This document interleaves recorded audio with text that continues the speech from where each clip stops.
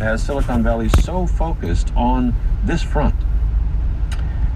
Yeah, the mindset, I would say, is a sense that finally, maybe even in the last 5 years, solving death, or at least, I mean, obviously, as David mentioned, there's two ways to go. There's sort of the idea of increasing our health span, making us live longer, healthier lives, but still with an endpoint. And then there's the people, many of whom come from the tech world, who think, actually, why do we need to have an endpoint? Why can't we just go on forever? Wouldn't that be better all around? And that idea, which is, has always seemed in the realm of science fiction, I think has become something that a number of people in Silicon Valley think is now achievable, although obviously extremely difficult. And I think in the last 5 years, they feel like it's become something that's not only achievable in a theoretical way, but actually fundable, which is a big difference. You can put your money behind it and expect to see a return at some point down the line, a return both financial and, of course, in terms of being around forever to enjoy it. And that's an interesting and exciting mindset. It's also one that many of the scientists in the field are nervous about, because they think it's a kind of overpromise, and they think they really can't deliver it. And yet, if you look at this culturally, the microculture of Silicon Valley, and particularly some of its wealthiest residents, many of them have history with tech companies who have done things people perhaps didn't think were possible or hadn't thought of before. They've made a lot of money with that. They're used to getting their way, and their life is pretty appealing. You can see why they might want to extend it a long time, maybe forever, Ted. Yeah, one scientist I spoke to said that there's a sort of narcissism behind it, which is the perennial complaint of rich people that I have all this money and I'm not going to live forever. That's a sort of negative way of looking at it. I think the more positive, optimistic way of looking at it is that a lot of people in tech view the human body in a different way than most scientists do. Scientists tend to see it obviously as a biological substrate, an extremely complex system, and as David was mentioning earlier, here's a potentially exciting treatment, but we have to go through clinical trials. There will obviously be unexpected side effects, the reverses. That always happens. The people in tech look at that and say, no, actually, let's look at the body more as a as a technological substrate, something that's almost like a computer operating system that we can upgrade and we can apply new apps to, and we can treat as something that's subject to exponential curves rather than linear curves. And maybe, we upload our brains into the cloud, and maybe we, achieve consciousness in another body, a robot avatar of some kind. We don't have to hang around in our, sad carcasses forever. And that's an interesting way of looking at it. It poses a number of technological hurdles, but it's an interesting sort of theoretical way of looking at it, and it's a big divide between whether people want to see us, simply having compressed morbidity, or whether they want us to live forever. We're going to dive right on into this front with Tad Friend, staff writer at The New Yorker. He's been spending a lot of time in Silicon Valley with David Sinclair, who NASA is talking with about how to keep astronauts from aging out on their way to Mars. You can join us this hour. Listeners, can you see why a Silicon Valley billionaire might want to live forever, or a very, very long time, with enough money and brain power? Do you now think we can lick death, treat it as a technology challenge? 800-423-8255 is our number. 800-423-TALK. I'm Tom Ashbrook. This is On Point. We'll be right back.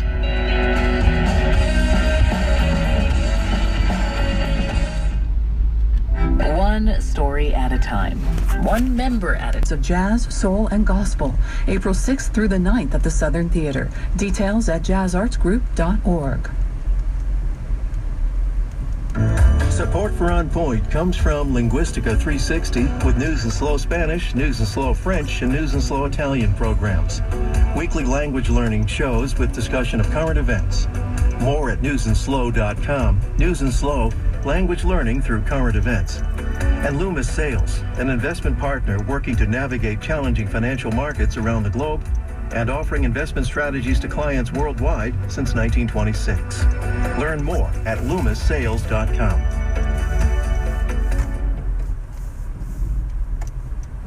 I'm Tom Ashbrook. This is On Point. We're talking this hour about Silicon Valley's obsession with super longevity, maybe immortality, the high-tech super rich who want to make death optional.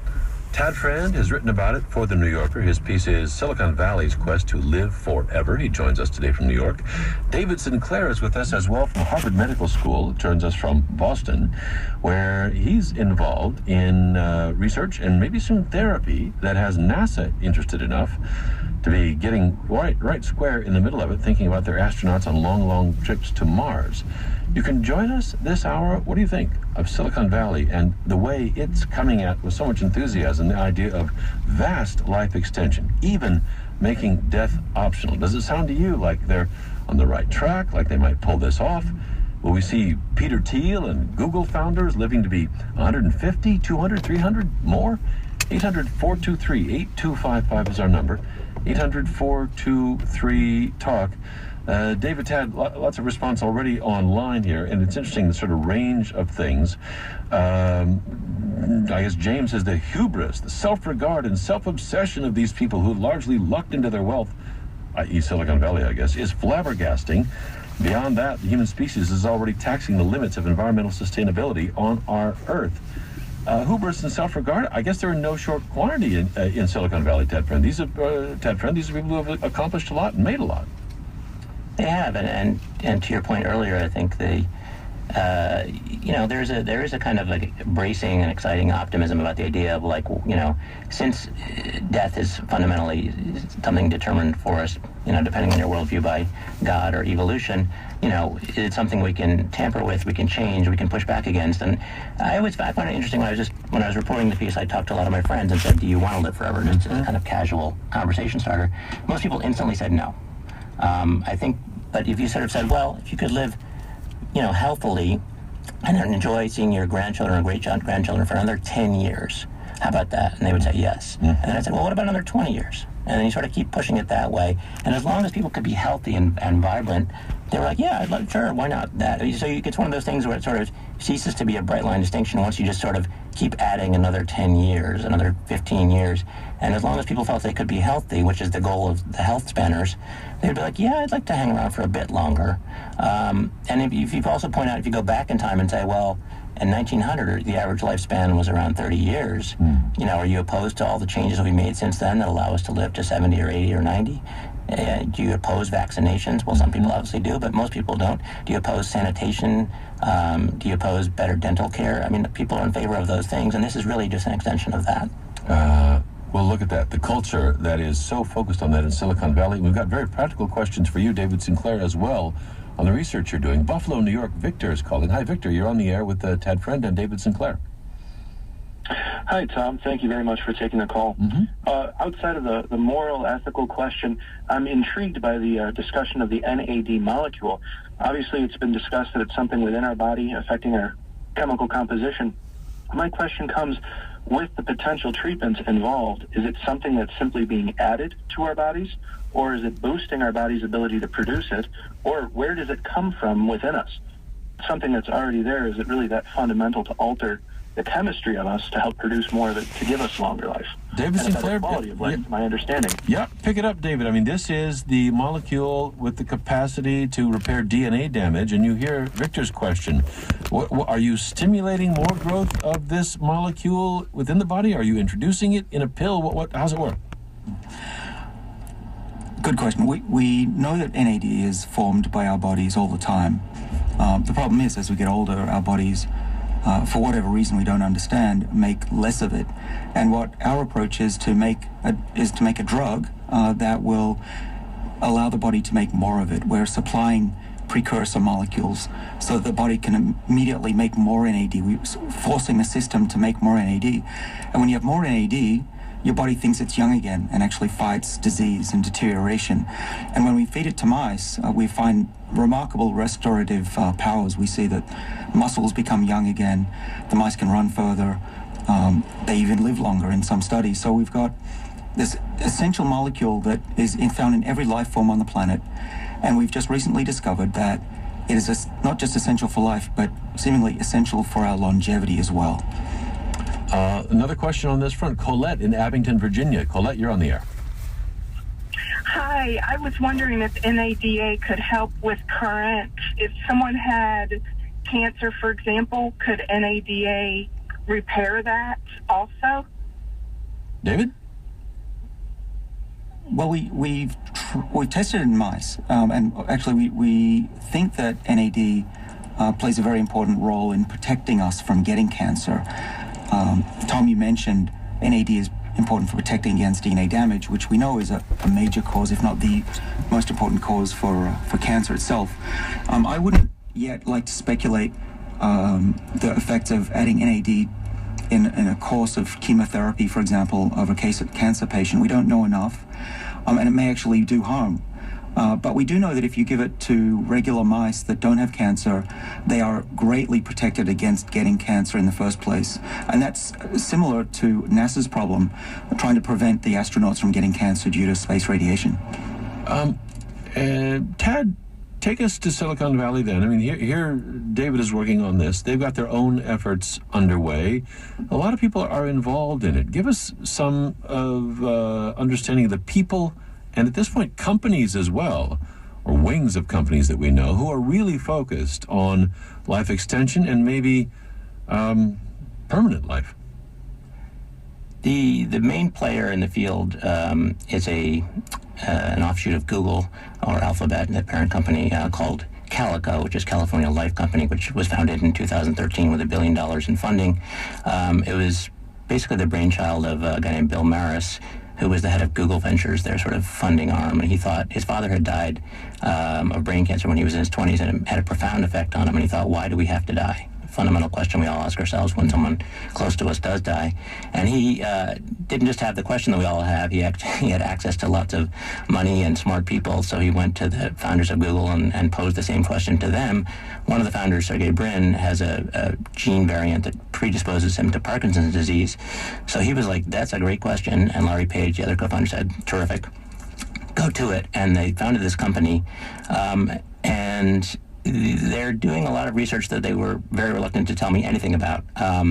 But they're extremely secretive. But the fact of simply the fact that Google announced this, we're going to solve death, $1 billion, it's a Google thing, kind of gave it, increased the fundability thing that I talked about earlier. And there's a lot of other companies that are starting and looking at various things like parabiosis, which is heterochronic parabiosis, which is often done in mice now, is hooking up essentially surgically an old mouse and a young mouse. And when you do that, after a matter of weeks, the old mouse gets younger and the young mouse gets older in terms of how its muscles and liver and brain look and how it behaves. And there's something called senescent cells, which are cells that sort of basically stop dividing and then emit a kind of noxious goo called SASP that seems to inflame the body in various unpleasant ways. And there are different companies looking at all these sort of different pathways of aging.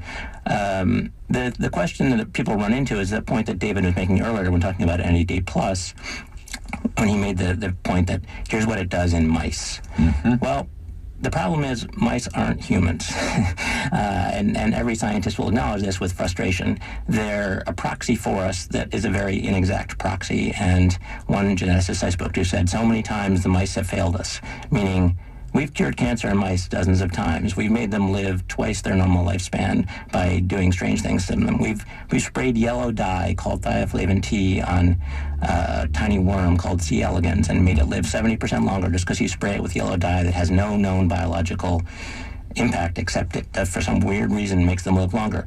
If you sprayed humans with yellow dye, they probably wouldn't live 70% longer. Mice don't get Alzheimer's disease. Mice don't have heart attacks. Mice have, a bunch of different things that we don't have. And so it's hard to take it up the chain to humans. And, hopefully some of these things will go up the chain. But Silicon Valley is facing the same frustration with, the fact that mice aren't humans and humans are incredibly complicated that we all face in our daily lives. Google's offshoot is not the only one working on this, but are they you describe a battle between what you call the health spanners and the immortalists. I guess those who would extend the healthy lifespan and those who are actually looking for immortality here. Which camp is the Google effort in? That's a great question because and if you can get them on the phone, they'll refuse comment. But because they just really don't talk about it. My sense is it was founded by someone who was an immortalist, basically Bill Maris. Didn't exactly found it, but he was the impetus behind it, the man I mentioned. He wants us to live forever, and he told me, wouldn't it be a shame if, I died a week before we figured this thing out. And it is something to think about. I think most of the people who Google, who Calico has hired, the CEO and the leading scientists, are all people who would fall into the health span category.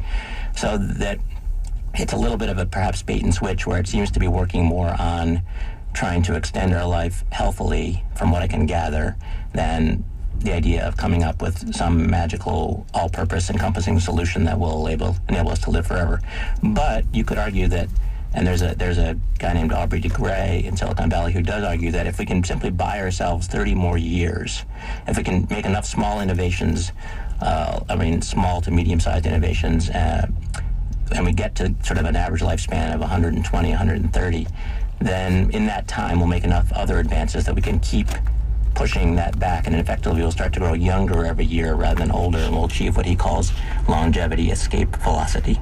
Longevity escape velocity. We talked with Aubrey Gray a couple of years back when he was out with his big book on this front. He was talking just a couple of months ago in Munich at a TEDx event there about what he sees as the reality behind aging. Now he's in Silicon Valley in a kind of a big voice there. But here's Aubrey de Grey earlier this year.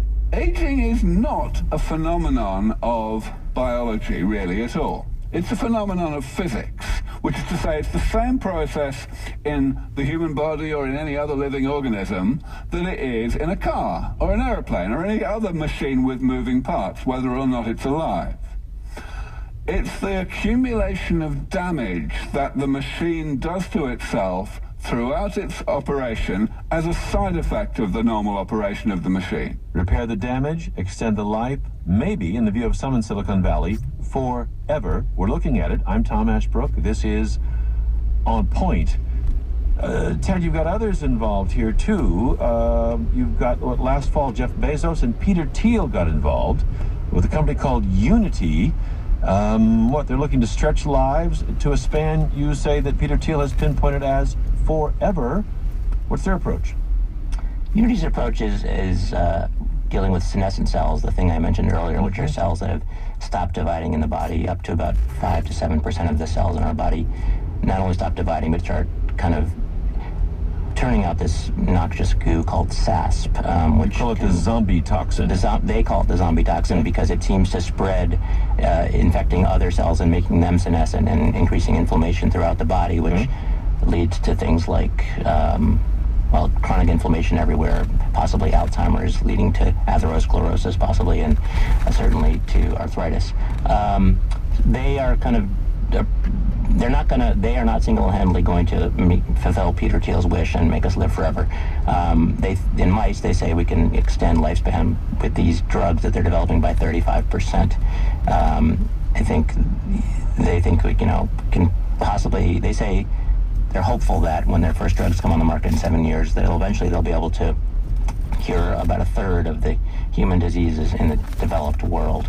That's probably optimistic. And even the man I spoke with, who was a co-founder of Unity, he has a metaphor. Aubrey de Grey talks about the car a lot. The human body's a car. We're mechanics. We can fix it and make cars run forever. David, the guy I spoke with, his analogy is that, longevity research is basically a big tree, and he thinks Unity, along with a lot of other people like the Parabiosis folks, are branches of the tree. They're working on the branches, but there's no one yet working on the trunk. So even though he's excited about what they're doing, he's acknowledging that they still haven't found the master switch, because there may not be a master switch. It may be like 37 master switches, all of which are connected to one another.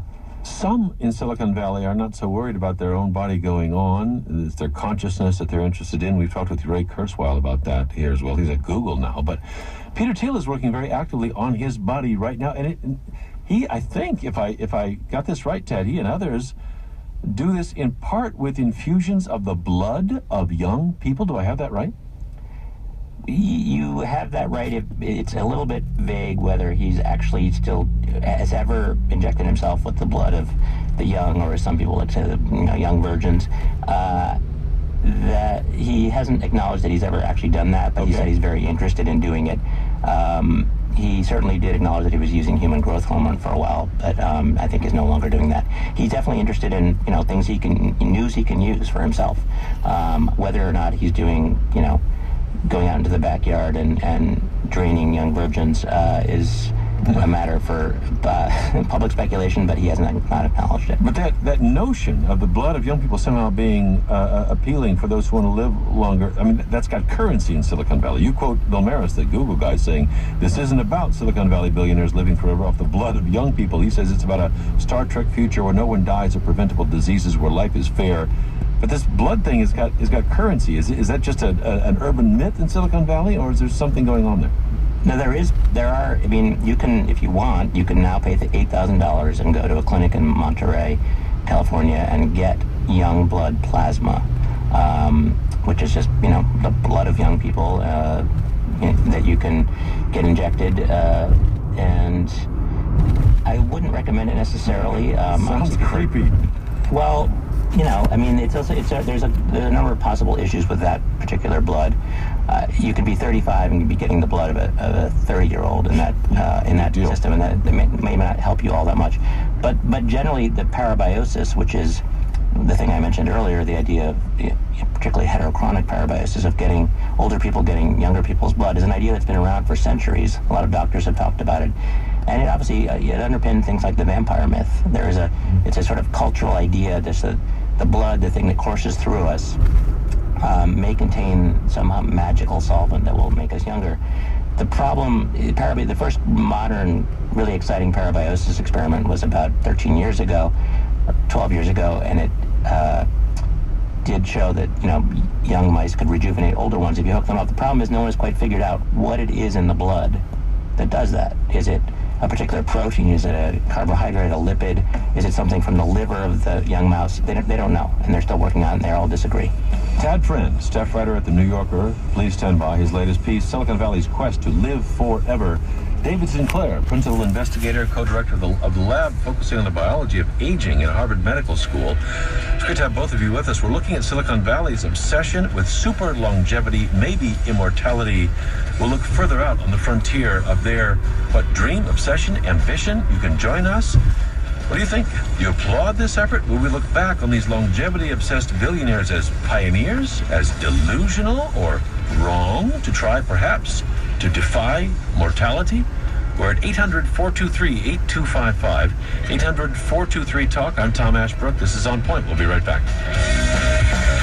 Globally, helping to diagnose infectious diseases with molecular innovations to improve healthcare and impact clinical outcomes. More about molecular in minutes at Alere.us. Alere, knowing now matters. And Geico, offering the Geico mobile app. The Geico mobile app stores ID cards, enables bill pay, and submits policy updates and claim reports directly from a user's cell phone. Learn more at geico.com. I'm Tom Ashbrook. This is On Point. We're talking this hour about Silicon Valley's obsession with super longevity, maybe immortality, the high-tech super rich who want to make death optional. Tad Friend is with us from The New Yorker. He's been spending a bunch of time in Silicon Valley talking with very high-profile names and companies who are quite invested now in radically extending human lifespan, maybe indefinitely, maybe in ways that you might not consider. His piece is Silicon Valley's Quest to Live Forever in The New Yorker. David Sinclair is with us as well. Professor, principal investigator, co-director of a lab focusing on the biology of aging at Harvard Medical School. He's right down in the science of this. NASA has recently knocked on his door to say, hey, can you help us keep astronauts from the rapid aging that goes on during space flight if we head out on trips as far as Mars, very long trips in space? You can join us this hour. Do you applaud this effort? Can you see why a Silicon Valley billionaire might want to live forever? Do you want to live forever? We're at 800-423-8255. Lots of interesting response here on Twitter. Hong says to us, as a graduate student in biomedical field, I've seen many failures when we move from animal studies to humans. So duly noted. We know that's out there. Susie says, this sounds like a nightmare for the lower and middle classes and probably a dream to the 1%. Another edge the wealthy and very well-to-do will have over the little people. And then there's the whole range, Tad, David, of reaction to the whole idea. Paul says, at the risk of sounding self-deprecating on Twitter, he's writing, I don't think my life is significant enough that I should live forever. Silicon Valley billionaires may look at their lives differently. Mushroom Hunter writes to us, the actual prospect of living forever sounds like it would get boring. But Neil says on Facebook, bring it on. For 2,000 years, we've been promised immortality by Christianity, so I've been puzzled by all the hand-wringing when the issue is raised. Obviously, I'd like a shot at immortality. I'm tired of hearing ethicists gloomily catalog all the ways I might find immortality unpleasant. I'll happily accept being able to experience new existential hardships. I choose life. Lots of callers for the two of you. Kathy in Arlington, Massachusetts. Kathy, you're on the air. Thanks for calling. Hi, I'm thrilled to talk to you. It's a really interesting program. My first thought is that, to me, it's a dreadful nightmare to think of people living forever and the ultimate narcissism. I'm a healthy 76-year-old, and when I saw the movie Harold and Maude, I thought, when I'm 80, I'm going to pull a Maude and do myself in, because I don't want to live to be decrepit. And now I've bumped that back to 85 with all the good health care and everything. But I still just have a real aversion to the idea of living longer and longer.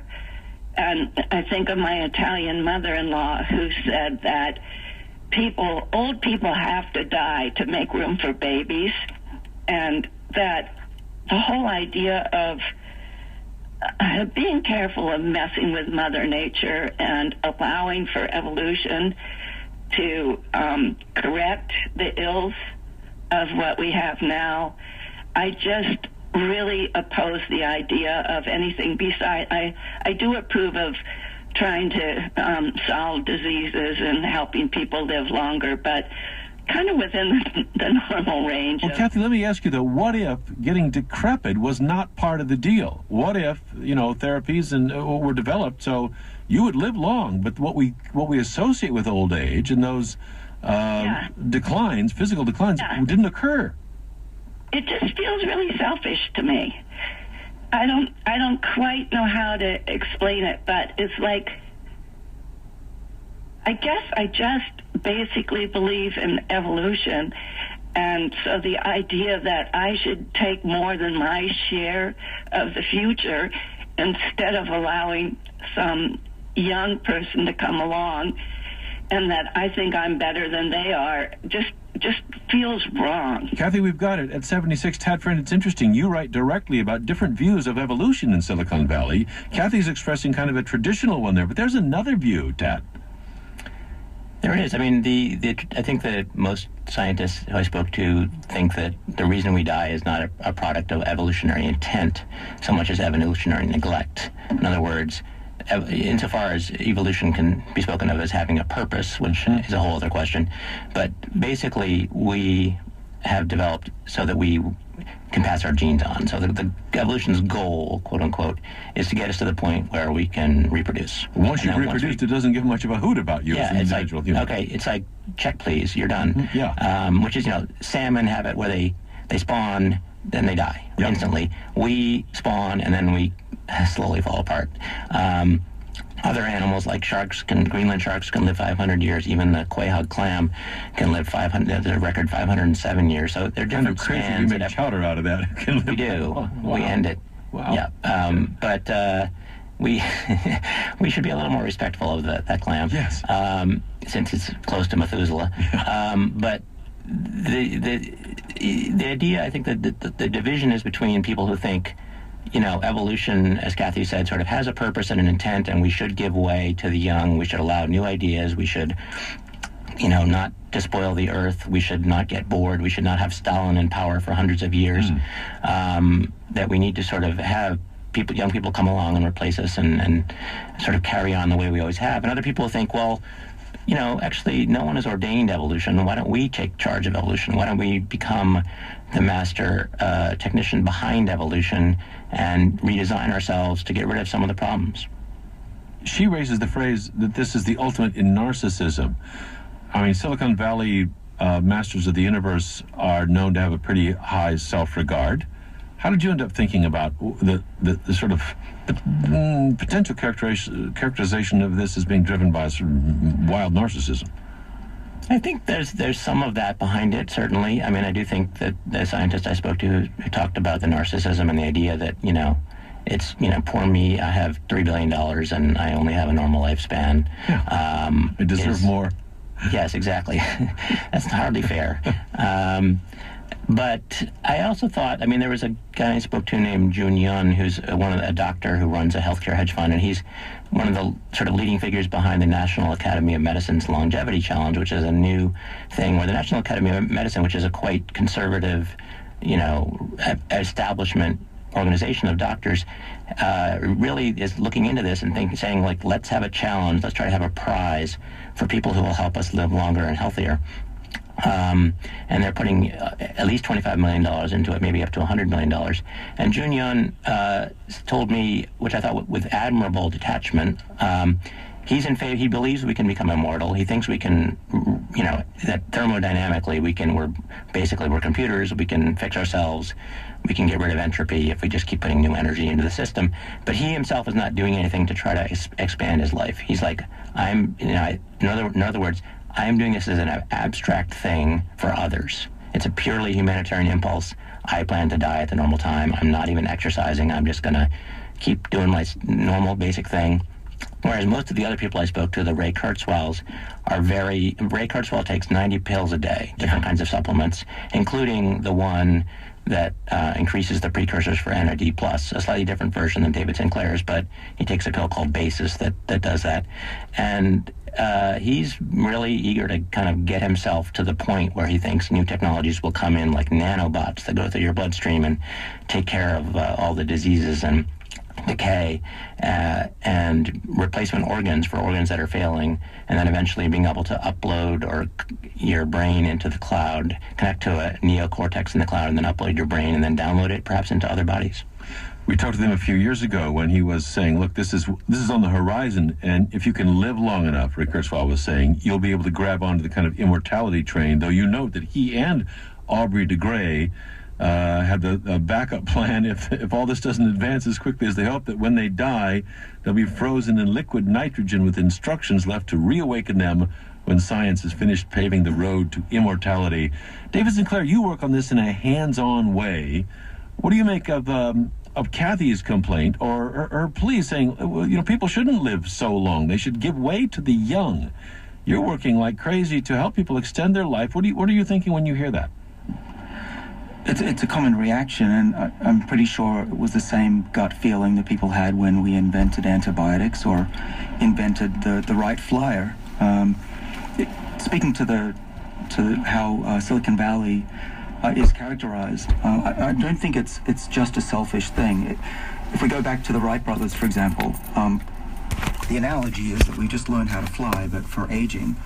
And go back to those days, I'm sure people were saying, oh, it's hubris to think that we could be flying. Humans are not supposed to fly. It's not in our nature. Evolution never said we should be able to fly. And the wealthy were the ones that benefited from that initially, but it became democratized. So now we take it for granted that we can fly across the country, and essentially everybody can take advantage of that. And I see the same course here with aging research. It will be large companies, it will be the wealthy that push this technology.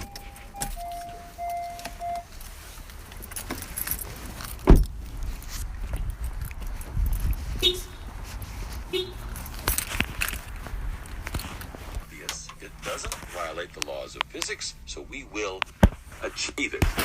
Patrick in Portland, Maine. Patrick, thank you for calling. You're on the air. Thanks, Tom. Thanks for taking my call.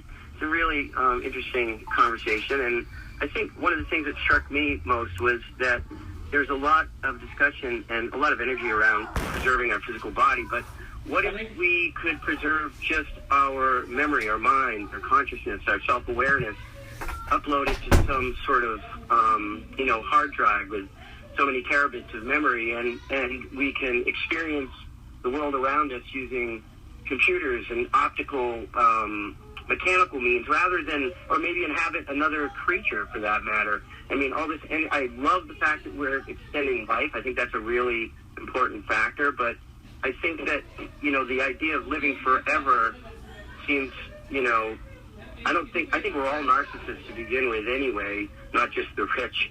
But I do feel that if we could just, look at this more or less from, there is a life, there's an end to life at some point, but I think because we want self-preservation, we're all narcissists, we unlike a lot of creatures, you mentioned the clam, I mean, there's no self-awareness there, and, so to preserve my individual consciousness, I think it would be, if I could exist in something else, still be conscious, I think that would be great. Even maybe a machine. Hey, Patrick, our time grows short. Let me get it right there. Tad Friend, what portion of those in Silicon Valley you talked with, are in these different camps? I mean, they want longer life.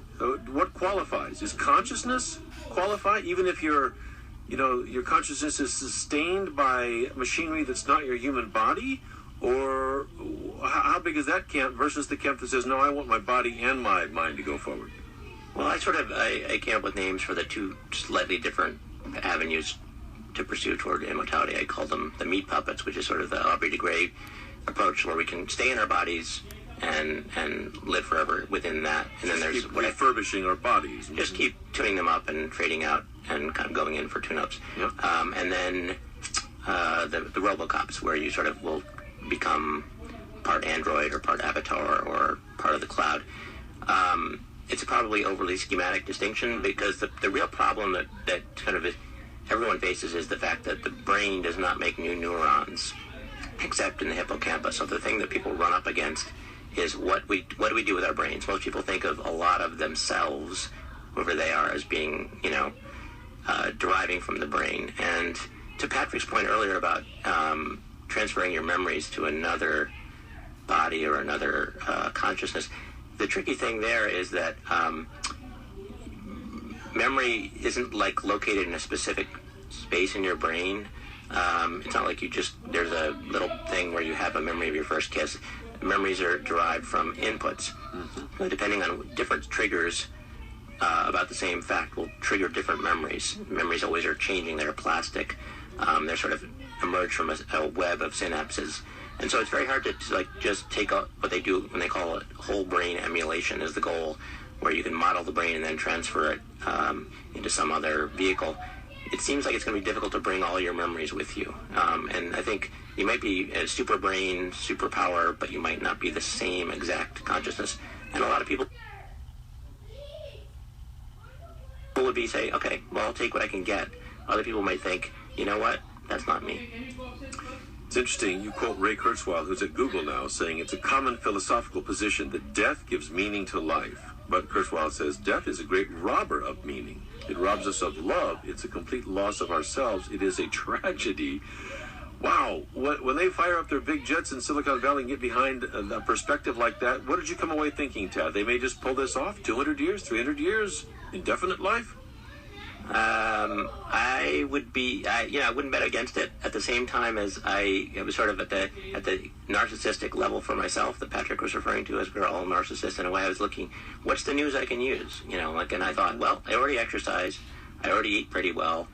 There's no little pill that I've discovered in the course of my research, with the possible exception of metformin, which is a drug that people with diabetes take. That seems to extend life. There's nothing that I thought, oh, here's this one thing that I can take that's going to make me live even 20 years longer. David Sinclair, you're going to have that pill for us within the lifetime of listeners?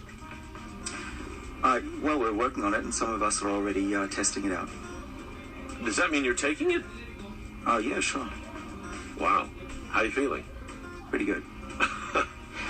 Oh boy, here we go. Hang on to your hats, people. David Sinclair at Harvard Medical School. Thank you very much for being with us today, David. Wonderful talking with you. Thanks, Tom, for having me on. And Tad Friend, staff writer at The New Yorker. His big piece is Silicon Valley's Quest to Live Forever. Tad, you make it all quite vivid. We're really grateful for your work in bringing this all home. Thanks a lot for being with us today.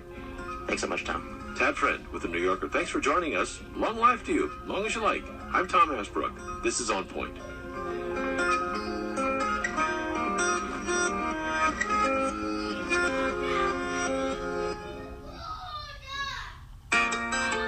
On Point is a production of WBUR Boston and NPR.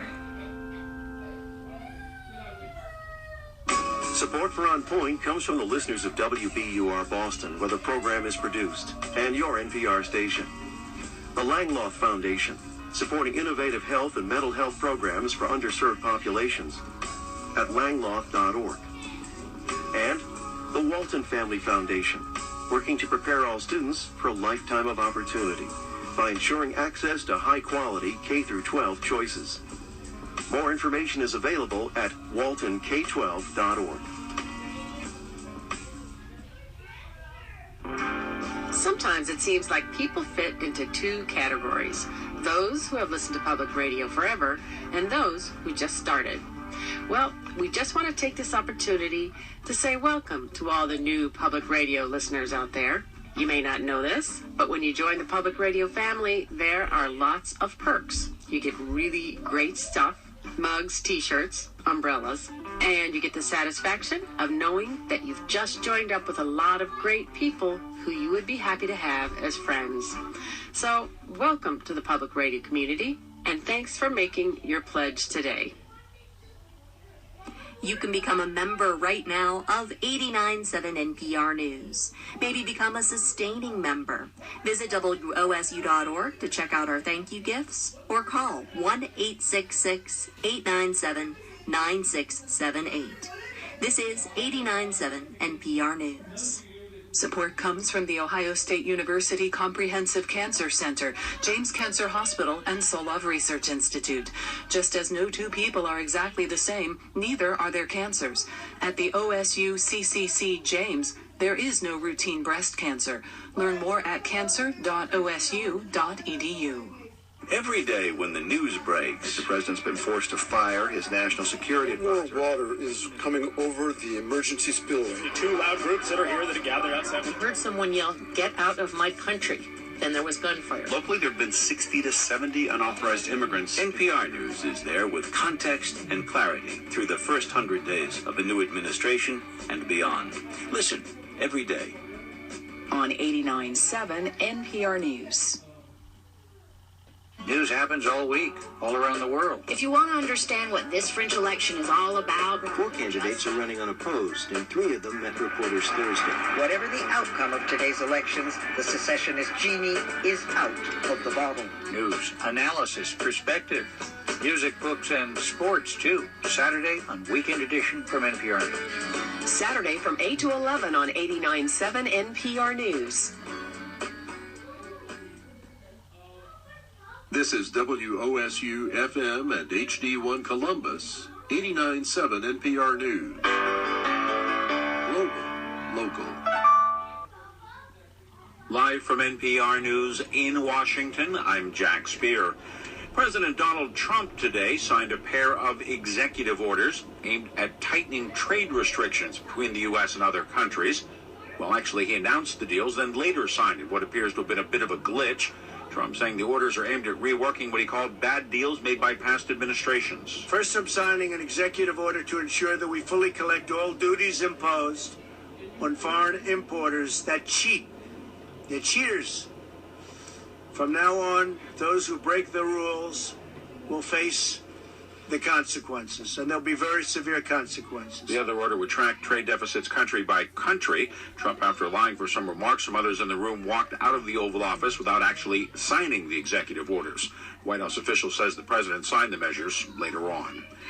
Secretary of State Rex Tillerson has wrapped up his first official meeting with NATO counterparts. From Brussels, Terry Schultz reports he brought a message both of support and of expectations. Secretary Tillerson's comments underlining U.S. commitment to the NATO concept of collective defense were warmly welcomed, as President Trump has called that bedrock principle into question. But the secretary also reiterated that allies must quickly escalate their defense budgets. He said each country should present a plan on how they'll do that by May. Ensuring that NATO has all of the resources, financial and otherwise, that are necessary for NATO to fulfill its mission. The only pushback Tillerson received was from Germany, whose foreign minister stated bluntly his country doesn't plan to meet the target of spending 2% of GDP on defense. Sigmar Gabriel said in Germany this is not considered desirable.